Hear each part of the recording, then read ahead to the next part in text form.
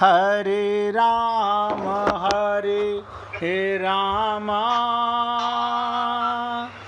राम राम हरे हरे, हरे कृष्ण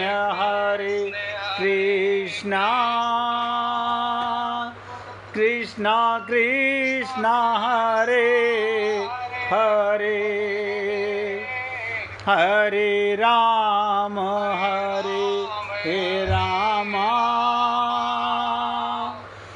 राम राम हरे हरे, हरे कृष्ण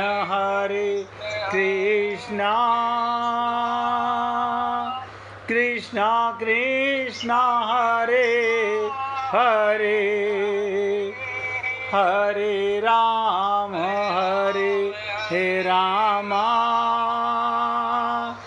राम राम हरे हरे, हरे कृष्ण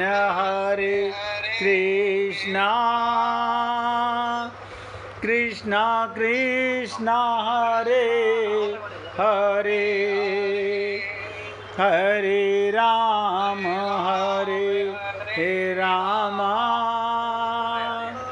राम राम हरे हरे। सभी पुण्यात्मा पूरी एकाग्रता से सुनिएगा, बहुत ध्यान से सुनेंगे, बहुत ध्यान से। कोई संत महात्मा आपको भगवान से नहीं मिला सकता, फिर संत महात्माओं की आवश्यकता है क्या है? वो आपका चित्त आईना शुद्ध कर सकता है। सत्संग से क्या होता है? विचित्र कार्य होता है। जैसे एक चित्रकार था, एक विचित्रकार था। विचित्रकार ने क्या कहा? दूसरी दीवार शीशे की बना दी। तो संत महात्मा क्या करते हैं? हमारा चित्त शुद्ध कर देते हैं। और आपको ध्यान दो, अंदर ही परमात्मा की अनुभूति होने लगती है, क्योंकि परमात्मा को लाके कहाँ से बैठाएगा? परमात्मा तो आपके अंदर है। फिर आप जहाँ जाओगे, रामेश्वरम में जाओ, किसी मंदिर में जाओ, औरों को नजर आए कि ना आए, जिसे आत्मज्ञान हो गया उससे भगवान छिप नहीं पाएगा, छिप नहीं पाएगा। भगवान उसके साथ हटखेलियां करेगा। और भक्त भगवान के साथ कैसी कैसी लीलाएं करेगा? तुम ढूंढो मुझे गोपाल, मैं खोई गई गैया तेरी। अब आप सोचो, परमात्मा और आप एक साथ रहते हो, एक घर में रहते हो, एक वृक्ष पर रहते हो, एक डाली पे रहते हो। आपका शरीर भी आपके इतना करीब नहीं है जितना परमात्मा आपके साथ है। नित्य प्राप्त परमात्मा की अनुभूति, रियलाइजेशन, बस संत महात्मा आईना शुद्ध करते हैं। आपका हमारा ये, अच्छा ये क्या काम कर रहे हैं संत महात्मा? भगवान ने जब हम माँ के गर्भ में आए एकदम क्लीन स्लेट करके भेजा। आप कहेंगे फिर ये गंदी किसने कर दी? आप बताओ, आपने लिखना चालू कर दिया, ये मेरा, ये मेरा, ये मेरा, ये मेरा, ये मेरा।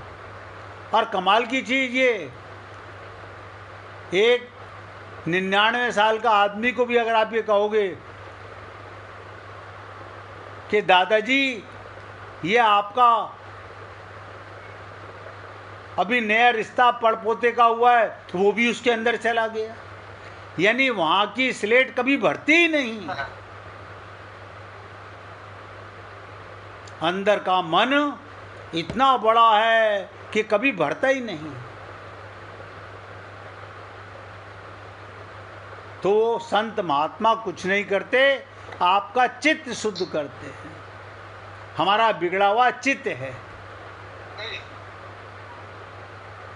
अशोक जी, अपना मोबाइल की आवाज बंद कर लो भाई।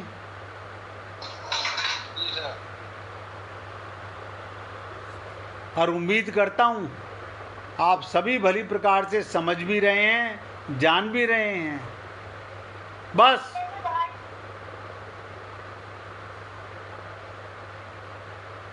ये समझने की बात नहीं आ रही कि ऐसे कैसे, जो अब तक हमने अपना माना हुआ है, अरे बाबा इन सब में भगवान है, उन्हें मानो।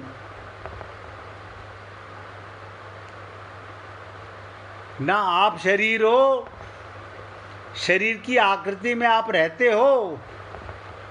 शरीर तो मिट्टी का है और मिट्टी में ही मिलने वाला है। आप चेतन हो और चेतन ही रहोगे। अगर यहाँ आकर के भी सत्संग में भी हमें आत्मज्ञान नहीं हुआ तो भटकाव बना रहेगा। इसलिए बहुत एकाग्रता के साथ सुनिए, समझिए। एक कथा सुनाता हूँ, सुन लो। एक सूफी फकीर के आश्रम में प्रवेश होने के बाद, सूफी फकीर था, एक आश्रम में गया।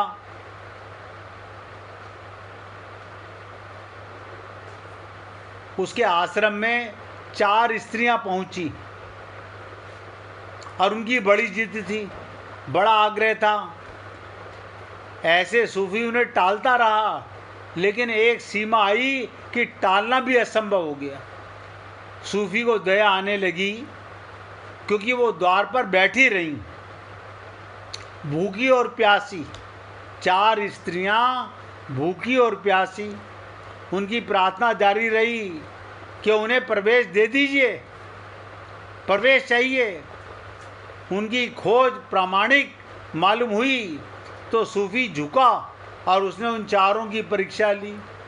उसने पहली स्त्री को बुलाया और उससे पूछा, एक सवाल है, तुम्हारे जवाब पर निर्भर करेगा कि तुम मेरे आश्रम में प्रवेश कर सकती हो या नहीं कर सकती हो, इसलिए कुछ सोचकर जवाब देना। ध्यान दीजिएगा। सूफी संत ने पूछा, 4 स्त्रियां आश्रम के बाहर बैठी जिद कर रही हैं, अंदर आने दो। उसने कहा, पहले प्रश्न पूछूंगा तब अंदर आने दूंगा, और सोचकर जवाब देना। सवाल सीधा साफ था। उसने कहा, एक नाव डूब गई है। ध्यान दो, क्या कहा? एक नाव डूब गई है, उसमें तुम भी थी और 50 थे, 50 पुरुष, और तुम एक निर्जन द्वीप पर लग गए थे। तुम उन 50 पुरुषों से अपनी रक्षा कैसे करोगी? ये समस्या है। निर्जन वन में नाव डूब गई। एक टापू पे जाके 50 पुरुष और एक तुम अकेली, तुम उनसे 50 से रक्षा कैसे करोगी? ये समस्या है, इसका जवाब दो, तब मैं तुम्हें अंदर बुलाऊंगा। एक स्त्री और 50 पुरुष और निर्जन एकांत। वो स्त्री कुंवारी थी, अभी उसका विवाह भी नहीं हुआ था, अभी उसने पुरुष को जाना भी नहीं था। वो घबरा गई और उसने कहा, अगर ऐसा होगा तो मैं किनारे लगूंगी ही नहीं, मैं किनारे लगूंगी नहीं, मैं तैरती रहूंगी। ऐसे वन में नहीं जाऊंगी जहाँ 50 पुरुष हैं और मैं अकेली। मैं और समुद्र में गहरे चली जाऊंगी, यानी मैं मर जाऊंगी, लेकिन उस द्वीप पर कदम भी नहीं रखूंगी। फकीर हंसा। उसने उस स्त्री को विदा दे दी और कहा कि मर जाना समस्या का समाधान नहीं है, नहीं तो आत्मघात सभी समस्याओं का समाधान हो जाता। ये पहला वर्ग है।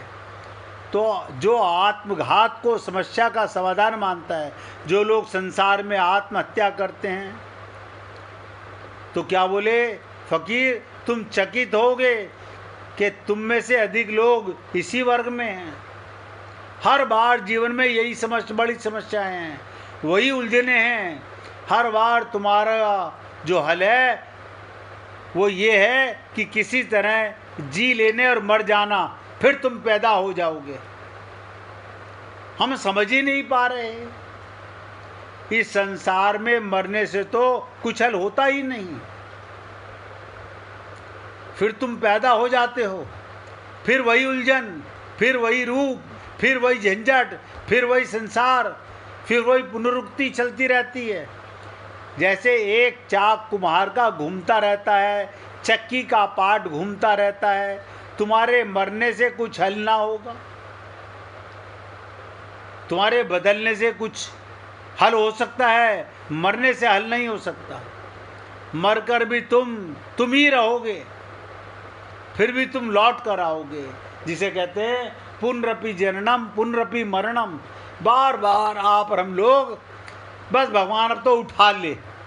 अक्सर लोग वाग जब शरीर से परेशान, पैसे से परेशान, घर गृहस्थी से परेशान, कहते हैं भगवान अब उठा ले, से तो आत्महत्या कर ले। यानी जिस काम के लिए आए थे वो काम नहीं किया।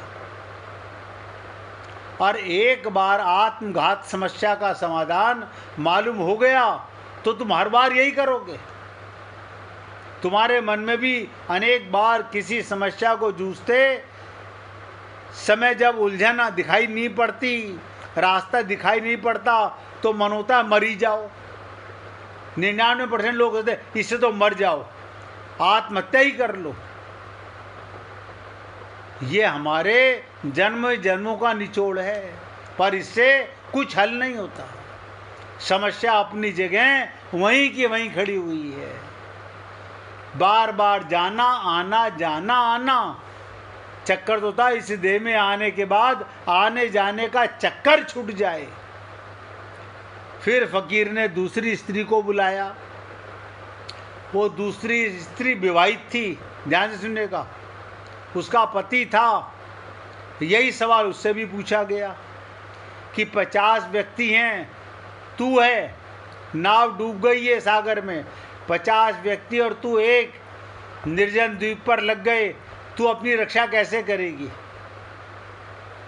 उस स्त्री ने कहा इसमें बड़ी कठिनाई की क्या बात है।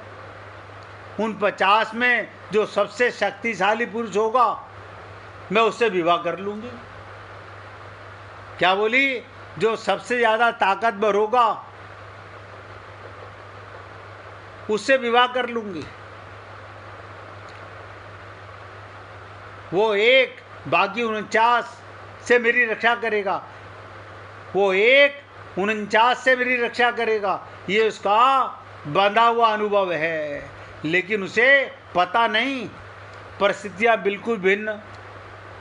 उसके देश में ये होता रहा होगा कि उसने विवाह कर लिया और एक व्यक्ति ने बाकी से रक्षा की, लेकिन एक व्यक्ति बाकी से रक्षा नहीं कर सकता इतने लोगों से। एक व्यक्ति कितना भी शक्तिशाली हो, 50 से ज़्यादा शक्तिशाली थोड़ी होगा। रक्षा असल में एक पति थोड़ी ही करता है स्त्री की। जो 50 की पत्नियां हैं वो उन 50 को सीमा के बाहर नहीं जाने देती। इसलिए वो जो अनुभव था वो नई परिस्थिति में काम नहीं आएगा। वो एक आदमी मार डाल जाएगा, वह कितना भी शक्तिशाली हो उसका कोई अर्थ नहीं। 50 के सामने ये कैसे टिकेगा? फकीर ने उस स्त्री को भी विदा कर दिया। कहा तुम्हारा उत्तर कारगर नहीं है। और उसने कहा मुझे अभी बहुत सीखना पड़ेगा, इसके पहले कि तू स्वीकृत हो सके। तूने एक बात नहीं सीखी, परिस्थिति के बदलने पर, समस्या ऊपर आने पर पुरानी दिखाई पड़े, भीतर से नई हो जाती है। ध्यान दीजिएगा। इसी प्रकार से वो तीनों चारों स्त्रियों से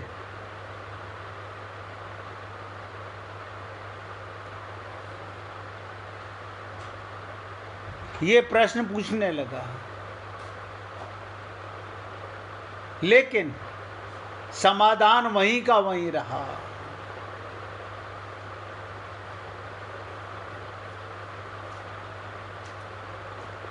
तो कहने का तात्पर्य, बंधे हुए समाधान, बंधी हुई लकीरें और लकीरों पर चलने वाले फकीर काम के नहीं, रूढ़ी बद्ध उत्तर काम के नहीं। तो सबसे बड़ी चीज़ सजगता।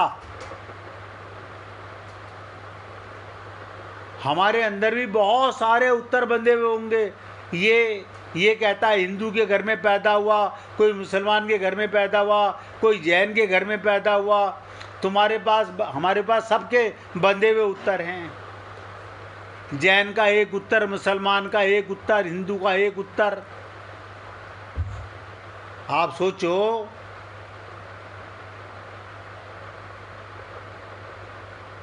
महावीर को विदा हुए 2500 साल हो गए। 2500 साल में सारी समस्याएं बदल गईं, संसार बदल गया, आदमी को होने का ढंग बदल गया, आदमी की चेतना बदल गई।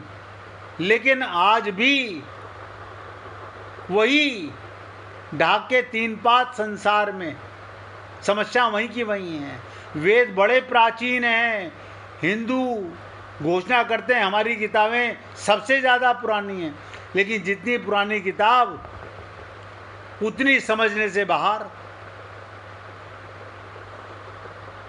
आप सोचो, गंगा जहाँ पे लाखों करोड़ों लोग रोज नहाते हैं, रोज नए किनारे को छूती है। पुराने किनारे छूट गए और तुम पुराने नक्शे लिए घूम रहे हो। तुम्हारा गंगा से मिलन नहीं होता, क्योंकि गंगा नई होती जा रही है, तुम्हारे पास पुराने नक्शे हैं। इसलिए वो दूसरी स्त्री विदा कर दी गई, तीसरी स्त्री को बुलाया। ध्यान दीजिएगा, वो एक वैश्या थी। एक एक शब्द ध्यान देना। और जब फकीर ने उसे समस्या बताई कि समस्या है 50 आदमी, तो वो नाव डूब गई। वो वैश्या हंसने लगी। उसने कहा, मेरी समझ में आता है कि नाव है, 50 आदमी हैं, एक स्त्री मैं हूँ, फिर नाव डूब गई है, 50 आदमी और मैं किनारे लग गए। लेकिन समस्या क्या है? वैश्या के लिए समस्या हो नहीं सकती। उसमें समस्या कहाँ है? वो मेरी समझ में नहीं आता, वैश्या ने कहा।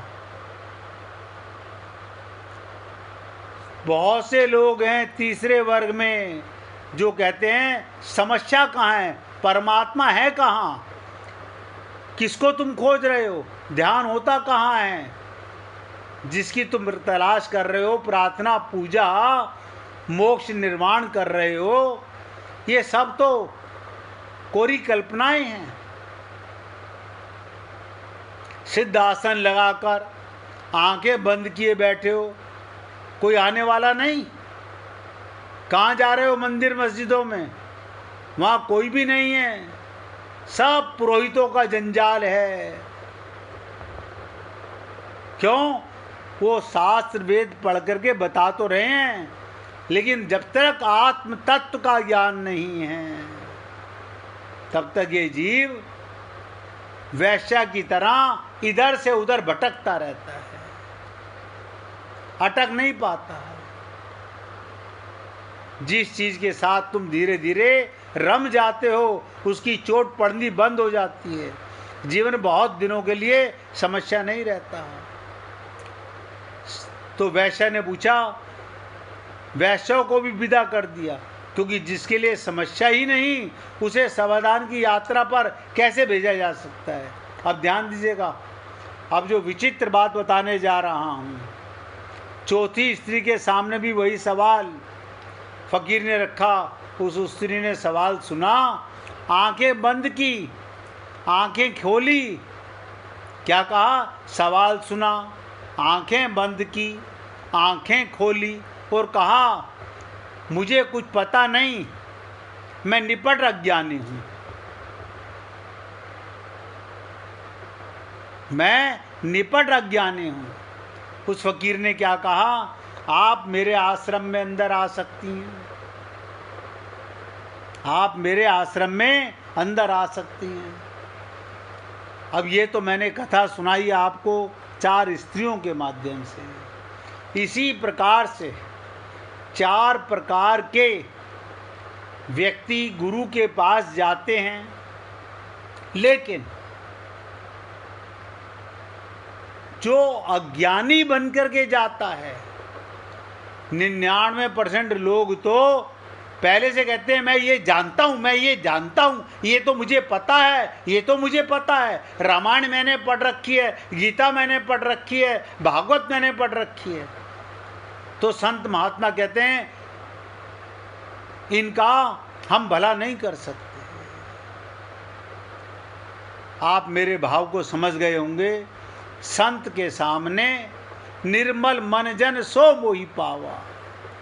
ये आप और सब लोगों ने जो कुछ पढ़ रखा होता है, जाना हुआ होता है, वो माइक बुद्धि की पढ़ाई है, माइक बुद्धि का ज्ञान है, आत्मा का ज्ञान नहीं है। आत्मा का ज्ञान तो अज्ञानी को मिलता है, अंगूठा टेक को भगवान मिलते हैं। इसलिए मैंने कहा विद्वानों के सामने एक बहुत बड़ी समस्या है कि ये तो मैं जानता हूं। तो वो चौथी स्त्री स्वीकार कर ली। ज्ञान के मार्ग पर, ध्यान से सुनो, प्रेम के मार्ग पर वही जा सकता है जो अज्ञान को स्वीकार कर ले, जो अपने को जीरो मान ले, वो उस हीरो परमात्मा को पाने का अधिकारी है। अब आप और हम लोग पहले से गुरुजी हमें तो ये पता है, गुरुजी हमें तो ये आता है, गुरुजी ये तो आरती हमें, अरे बाबा हम तो उस आरती की बात ही नहीं कर रहे, हम तो उस हनुमान चालीसा की बात ही नहीं कर रहे, हम तो उनकी बात ही नहीं कर रहे जो तुम्हें आता है। हम तो कहते हैं यहाँ पर ये प्रेम की पाठशाला है, जो तुम प्रेम जानते हो ये वो प्रेम नहीं है। जो तुम्हारा ज्ञान है माइक बुद्धि का ज्ञान है, चित्त में कूड़ा करकट कचरा भरा हुआ है, उसे लेकर के भगवान नहीं मिलते। क्योंकि अगर तुम्हारे पास उत्तर ये है तो फिर किसी उत्तर की कोई जरूरत नहीं। अगर तुम्हारे पास जवाब है तो फिर क्या उत्तर की जरूरत है। इसका अर्थ है तुम स्वयं ही अपने गुरु हो, किसी गुरु का कोई सवाल न रहा। गुरु की खोज वही कर पाता है जिसके पास कोई उत्तर नहीं होता, जो अपने को बिल्कुल क्लीन स्लेट बना लेता है। इसलिए हे पुण्य आत्माओं, हम आपसे रोज निवेदन करते हैं, मन बुद्धि में हमारे जो ज्ञान है वो माइक ज्ञान है, वो भगवत ज्ञान नहीं है, वो भगवत ज्ञान नहीं है। इसलिए आपसे निवेदन करता हूं, बिल्कुल निर्मल हो जाना है।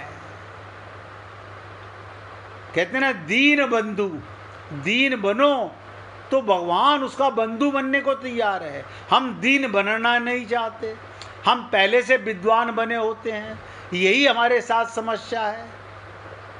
और जब ये समस्या है तो भगवत प्राप्ति होगी कैसे, गुरु हमें अपनाएंगे कैसे। आज मैं अपने शब्दों को विराम दे रहा हूँ। ये जो सत्संग मैंने आपको लास्ट में लीला सुनाई, ये कबीर जी अपनी संत सभा में, सगाम में उनके शिष्यों के सामने सुना रहे थे कि देखो यहाँ आने वाले हजारों हैं, शरणागत होने वाले कितने हैं, बुद्धि ना लगाने वाले कितने हैं, मन ना लगाने वाले कितने हैं। मैं उन्हीं का तो चित्त सिद्ध करूँगा, उन्हीं का तो अंतःकरण शुद्ध करूँगा। जो अपनी नाली में घुसने देगा उसकी तो नाली जमादार ठीक करेगा। गुरु क्या करता है, जमादार का काम करता है। लेकिन आप और हम लोग पहले से अपने आप को ये तो हम जानते हैं, ये तो हम जानते हैं, ये तो हम जानते हैं, इसलिए हे पुण्य आत्माओं, आप सबसे निवेदन करूँगा, जो कुछ आप और हम लोग जानते हैं वो मन बुद्धि का विषय है, संसार का विषय है। भगवान के प्रेम को जानने के लिए अनहद में विश्राम शून्य बनना होता है, तभी हम किसी सद्गुरु की शरणागति कर पाते हैं और तभी वो संत महात्मा के शब्द हमारे चित्त में उतर पाते हैं, जब हम मटका खाली करके ले जाते हैं प्रेम से भरने के लिए। अब भरे भराए मटके में वो क्या भरेगा? पहले चित्त भरा हुआ है तो गुरु उसमें क्या डालेगा? आज शब्दों को यहाँ विराम दे रहा हूँ, जरा इस लीला को सोचिएगा। आप और हम लोग अपने जीवन काल में इसी जन्म में नहीं, अनंत जन्मों में अनंत संत महात्माओं के पास गए, लेकिन कुछ ना कुछ जानकारी लेके गए। अपने आप को बिल्कुल शून्य बना करके परमात्मा के प्रेम को पाने का संकल्प कीजिए, तो कल आपके साथ जो सत्संग करूँगा उस पर और थोड़ा प्रकाश डालने का प्रयत्न करूँगा। अगर किसी भक्त को भजन सुनाना हो तो बहुत खुशी की बात है। पिछले 4 दिन से राजकुमार जी रोज़ सुना रहे हैं, हम उन्हें कहते हैं वो तुरंत तैयार हो जाते हैं। सुनाइए भाई जी।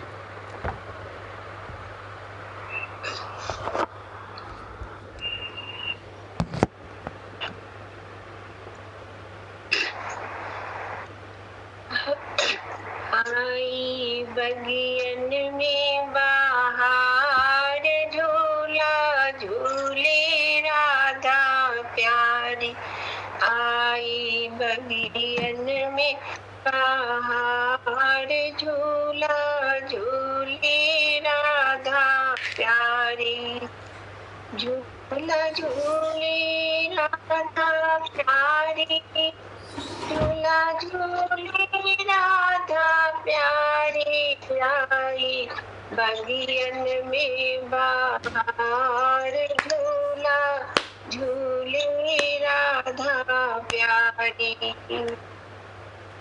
सावन की ऋतु है आई, घन घोर घटा नभ छाई, सावन की ऋतु है आई, घन घोर घटा नभ छाई, ठंडी ठंडी पड़े है फुहार, झूला झूले राधा प्यारी, ठंडी ठंडी पड़े है फुहार, झूला झूले राधा प्यारी, आई बगियन में बाहर झूला झूले राधा प्यारी। ओ मस्त मयूर नाचे, मोहन की मुरलिया बाजे, ओ मस्त मयूर नाचे, मोहन की मुरलिया बाजे, कुहू कुहू कोयल करे पुकार, झूला झूले राधा प्यारी, कुहू कुहू कोयल करे पुकार, झूला झूले राधा प्यारी, बगियन में बाहर झूला झूले राधा प्यारी। सब सज रही नारी नवेली, नट खट करती अठ खेली, सब सज रही नारी नवेली, नट खट करती अठ खेली, करके 16 सिंगार, झूला झूले राधा प्यारी, तरे करके 16 सिंगार झूले राधा प्यारे। झूला झूले राधा प्यारी, झूला झूले राधा प्यारी। आई बगियन में बहार, झूला झूले राधा प्यारी। राधा संग में बनवारी, झूले है सखियां सारी। राधा संग में बनवारी, झूले है सखियां सारी। होवे गावे गीत मलार, झूला झूले राधा प्यारी। वो गावे गीत मल्हार, झूला झूले राधा प्यारी। आई बगियन में बहार, झूला झूले राधा प्यारी। भय से मगन कन्हाई, चलती ठंडी पुरवाई। भय से मगन कन्हाई, चलती ठंडी पुरवाई। छम छम बरसे मूसलधार, झूला झूले राधा प्यारी। छम छम बरसे मूसलधार, झूला झूले राधा प्यारी। झूला झूले राधा प्यारी, झूला झूले राधा प्यारी। आई बगियन में बहार, झूला झूले राधा प्यारी। आई बगियन में बहार, झूले राधा प्यारी। बोलिए वृंदावन बिहारी लाल की जय। जय श्री राधे, जय जय श्री राधे।